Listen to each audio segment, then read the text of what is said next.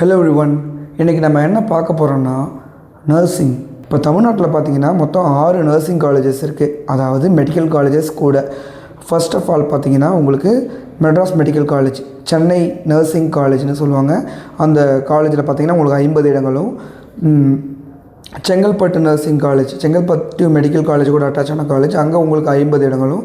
Madurai Rajaji medical college, அதாவது ராஜாஜி அரசு மருத்துவமனையில் வந்து உங்களுக்கு 50 இடங்களும், தேனி மெடிக்கல் காலேஜில் உங்களுக்கு 50 இடங்களும், மோகன் குமாரமங்கலம் மெடிக்கல் காலேஜ் சேலம், அங்கே உங்களுக்கு 50 இடங்களும், ராஜா முத்தையா மெடிக்கல் காலேஜ் கடலூர், அதாவது இப்போதைய கடலூர் கவர்மெண்ட் மெடிக்கல் காலேஜாக மாற்றிருக்காங்க, அங்கே உங்களுக்கு 100 இடங்களும், மொத்தமாக உங்களுக்கு 350 இடங்கள் அரசு சார்பில் கொடுக்கப்படுது. இதில் பார்த்தீங்கன்னா இந்த அரசு இடங்களில் ஒரு இடம் கூட அகில இந்திய ஒதுக்கீட்டுக்கு போகாது, அதாவது ஆல் இண்டியா கோட்டாக்கு போகாது. பிகாஸ் வந்து அந்த ஆல் இண்டியா கோட்டாக்கு போகிற சீட்ஸ் எல்லாமே பார்த்திங்கன்னா எம்பிபிஎஸ் அண்ட் பிடிஎஸ் சீட்ஸ் மட்டும்தான், நர்சிங் சீட்ஸ் எதுவும் போகாது. ஸோ இங்கே தமிழ்நாட்டில் இருக்க இன்னர் ரிசர்வேஷன், அதாவது ஓசிக்கு 31%, பிசிக்கு 26.5%, பிசிஎம்க்கு 3.5%, எம்பிசிக்கு 20%, எஸ்சிக்கு 15%, எஸ்சிஏக்கு 3%, எஸ்டிக்கு 1%. இந்த பேசிஸில் தான் வந்து இந்த சீட்ஸை, இந்த 350 சீட்ஸையும் ஃபில் பண்ணுவாங்க. அப்போது மீதி இருக்க காலேஜஸ்லாம் நர்சிங் சீட்ஸ் இல்லையான்னு கேட்டால் கண்டிப்பாக கிடையாது. மற்ற எல்லாமே செல்ஃப் ஃபினான்சிங். அதாவது நீங்கள் நர்சிங் காலேஜ் ஃபஸ்ட்டு படிக்கிறீங்கன்னா Tamil Nadu doctor MGR medical university அப்படின்ற யூனிவர்சிட்டி கீழே வந்தால் மட்டும் படிங்க. பிகாஸ் இதுதான் வந்து கவர்மெண்ட் அஃபிலியேட்டட் யூனிவர்சிட்டி, அதாவது இந்த யூனிவர்சிட்டி தான் வந்து கவர்மெண்ட்டோடதுன்னு சொல்கிறேன். மற்றது எல்லாமே டீம்டு ப்ரைவேட்ஸு நிறையா இருக்கலாம். பட் இருந்தாலும் இங்கே படிச்சிங்கன்னா உங்களுக்கு சேஃப்டி பர்பஸ். பிகாஸ் வந்து இப்போது நிறைய பேர் வந்து வெளியே என்ட்ரன்ஸ் எழுத போய் அவங்களது ரிஜெக்ட் ஆகிருக்கு. நிறைய அப்ளிகேஷன் ஃபார்ம்ஸ், நர்சிங் முடித்து அவங்களோட அப்ளிகேஷன் ஃபார்ம்ஸ் ரிஜெக்ட் ஆகிருக்கு. இப்போது எம்ஜிஆர் யூனிவர்சிட்டியோட புகழ் வந்து வெளிநாட்டில் முதற்கொண்டு எல்லா கண்ட்ரீஸ்லையுமே நல்லா பரவி இருக்குது. ஸோ அதனால தான் வந்து நான் எம்ஜிஆர் யூனிவர்சிட்டி சொல்கிறேன். நாங்களும் எம்ஜிஆர் யூனிவர்சிட்டிஸ் தான் படிச்சுட்ருக்கோம். பிகாஸ் இது கவர்மெண்ட் யூனிவர்சிட்டிங்க, கவர்மெண்ட் மெடிக்கல் காலேஜ் எல்லாமே under the control of MGR university. So அதனால தான் நான் உங்களுக்கு எம்ஜிஆர் யூனிவர்சிட்டியை ப்ரிஃபர் பண்ணுறது. ஆமாம், நர்சிங்னா என்னது? நர்சிங்கிறது பார்த்திங்கன்னா ஒரு 4 வருஷ படிப்பு வித் 6 மாதம் இன்டர்ன்ஷிப். இதை முடிச்சிட்டிங்கன்னா நீங்கள் வந்து தமிழ்நாடு மெடிக்கல் கவுன்சிலில் வந்து தமிழ்நாடு நர்சிங் கவுன்சிலில் வந்து நீங்கள் ரெஜிஸ்டர் பண்ணி உங்களோட சர்டிஃபிகேஷனை வந்து நீங்கள் ப்ராக்ரஸ் பண்ணிக்கலாம் அடுத்த கட்டத்துக்கு. கவர்மெண்ட் காலேஜஸ்க்கான லாஸ்ட் இயர் கட் ஆஃப் பார்த்திங்கன்னா ஓசிக்கு 180லேருந்து 183 முடிஞ்சிருக்கு, பிசிக்கு 175லேருந்து 178 வரைக்கும் முடிஞ்சிருக்கு, பிசிஎம் 171லேருந்து 174 வரைக்கும் முடிஞ்சிருக்கு, எம்பிசி டிஎன்சி 174லேருந்து 177 முடிஞ்சிருக்கு, எஸ்சி 162 to 165, அதாவது 162லேருந்து 165 முடிஞ்சிருக்கு, எஸ்சிஏ 155லேருந்து 158 வரைக்கும் முடிஞ்சிருக்கு, எஸ்டி 145லேருந்து 150 முடிஞ்சிருக்கு. இதுதான் லாஸ்ட் இயர் கட் ஆஃப். இதோட கரியர்ஸ் அண்ட் ஸ்கோப்பு தெரிஞ்சால் தான் நம்ம டிபார்ட்மெண்ட்குள்ளேயே எடுக்கிற மாதிரி ஒரு ஐடியா இருக்கும். அப்போது இந்த கரியர் பற்றி நம்ம தெரிஞ்சுக்கணும்ல. ஃபர்ஸ்ட் ஆஃப் ஆல் நம்ம நர்சிங் முடிச்சிட்டோம், அப்போ போஸ்ட் கிராஜுவேட்னு ஒன்று பண்ணணும்ல, கண்டிப்பாக பண்ணணும். அதுக்கு வந்து பார்த்திங்கன்னா உங்களுக்கு ஒரு சில டிபார்ட்மெண்ட்ஸ் அவைலபிளாக இருக்குது, அதுவும் லோ சீட்ஸ் தான் இருக்குது. அதையும் நீங்கள் கன்சிடர் பண்ணணும். நீங்கள் வாங்குகிற நல்ல மார்க்ஸை பொறுத்து தான் அந்தந்த டிபார்ட்மெண்ட்ஸ் உங்களுக்கு கிடைக்கிற மாதிரி இருக்கும். ஸோ நீங்கள் வந்து உங்களோட ஸ்கோர் பெஸ்ட்டாக எந்த அளவுக்கு இருக்கோ அதுக்கேற்ற மாதிரி தான் உங்களுக்கு அந்த டிபார்ட்மெண்ட்ஸ் கிடைக்கும். இப்போ வந்து பார்த்திங்கன்னா நீங்கள் நர்சிங் முடிச்சாச்சு. இப்போ நர்சிங் முடிச்சுட்டு மாஸ்டர் கோர்ஸ் பண்ணல, master of science in nursing. அதில் பார்த்தீங்கன்னா உங்களுக்கு ஃபர்ஸ்ட் ஆஃப் ஆல் வந்து பார்த்திங்கன்னா மெடிக்கல் சர்ஜிக்கல் நர்சிங் இருக்குது. ரெண்டாவது பார்த்திங்கன்னா அப்ஸ்டெட்ரிக்ஸ் அண்ட் கைனகாலஜி நர்சிங் இருக்குது, அதாவது மகப்பேறு மற்றும் பெண்கள் நலனுக்கான நர்சிங். மூணாவது சைக்கியாட்ரிக் நர்சிங் இருக்குது. அடுத்தது பார்த்திங்கன்னா பீடியாட்ரிக் நர்சிங் இருக்குது. அப்புறம் கம்யூனிட்டி ஹெல்த் நர்சிங். இது எல்லாமே பார்த்திங்கன்னா 2 வருஷ கோர்ஸ் தான், ஓகேங்களா. அடுத்து பார்த்திங்கன்னா எம்பிஏ இன் ஹாஸ்பிட்டல் அட்மினிஸ்ட்ரேஷன்.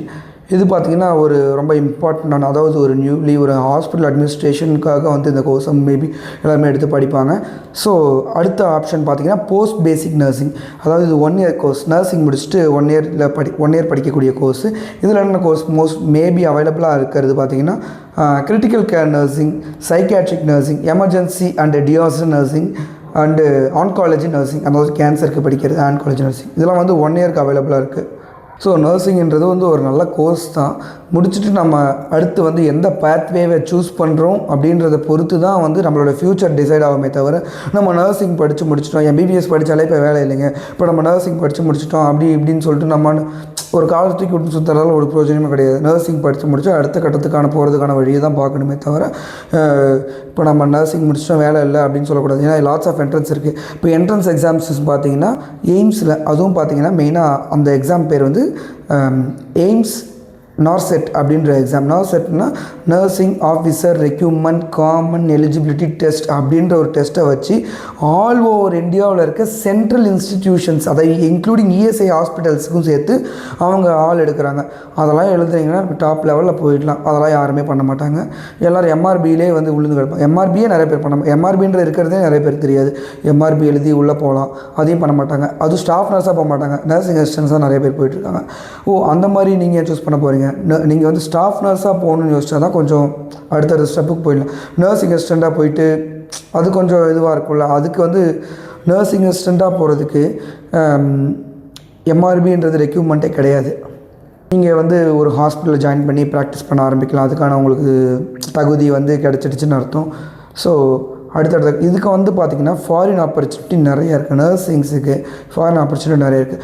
பட்டு அப்படி இருந்தாலுமே கூட லோக்கல் டாமினன்ஸ், அதாவது பார்த்திங்கன்னா டிப்ளமோ நர்சிங் இந்த லோக்கல் ரீஜன்ஸ், அதாவது உள்ளூர் பகுதியில் நம்ம பசங்க போயிட்டு உள்ளூர் பகுதியில் போயிட்டு அந்த சின்ன சின்ன ஹாஸ்பிட்டல்ஸில் டிப்ளமோ முடிச்சுட்டு 1 year 2 year வந்து முடிச்சுட்டு அங்கேயே ஜாயின் பண்ணுறதால வந்து இவங்களோட டாமினன்ஸ் வந்து அதிகமாக இருக்கிறதால இவங்களுக்கான அந்த வாய்ப்புகள் நிறைய மறுக்கப்படுதுன்றது வந்து நிதர்சனமான உண்மை.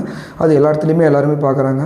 அதாவது இப்போ வந்து எல்லாருமே அதிகமாக சூஸ் பண்ணி போகிற ஒரு ஃபீல்டுன்னு பார்த்தீங்கன்னா அது நர்சிங். அதாவது முக்கியமாக வந்து பேராமெடிக்கலில் நர்சிங் அப்படின்றது எல்லாருமே வந்து விரும்பி தேர்ந்தெடுக்கக்கூடிய ஒரு படிப்பாக இருக்குது. இப்போது அந்த நர்சிங்க்கான கவுன்சிலிங் பார்த்திங்கன்னா விரைவில் தமிழ்நாடு நல்வாழ்வுத்துறை மற்றும் சுகாதாரத்துறை வந்து விரைவில் வந்து தொடங்க இருப்பாங்க. எப்போனா நம்மளோட நீட் எக்ஸாம் முடிஞ்சதுக்கப்புறம் லைக் மோஸ்ட்லி பார்த்திங்கன்னா அதோட அட்மிஷன்ஸ் பார்த்திங்கன்னா எம்பிபிஎஸ் கவுன்சிலிங் முடிஞ்சதுக்கப்புறம் தான் இது வரைக்கும் ஸ்டார்ட் பண்ணியிருக்காங்க. மேபி இந்த வருஷமும் அதே மாதிரி தான் இருக்கும்னு நினைக்கிறோம். ஸோ எல்லாருமே வெயிட் பண்ணுங்கள். இன்னும் நர்சிங் அண்டு அலைடு ஹெல்த் சயின்சஸ்க்கு வந்து கவுன்சிலிங் வந்து ஸ்டார்ட் ஆகலை. BVSc bachelor of veterinary sciences, அதாவது கால்நடை மருத்துவத்துக்கு மட்டும் அப்ளிகேஷன் ஓப்பன் பண்ணியிருக்காங்க. ஜூன் 17, 2026 மாலை 5 மணியோடு வந்து அப்ளிகேஷன்ஸ் க்ளோஸ் ஆகுது. ஸோ அப்ளை பண்ணாதவங்க எல்லாம் அப்ளை பண்ணிக்கோங்க. ஸ்டேட் கோட்டா கவுன்சிலிங் மட்டும்தான் நமக்கு 12th மார்க் பேசிஸில் நடக்கும். ஆல் இண்டியா கோட்டா கவுன்சிலிங் வந்து வெட்டினரி பார்த்திங்கன்னா உங்களுக்கு நீட் மார்க் பேசிஸில் தான் நடக்கும்.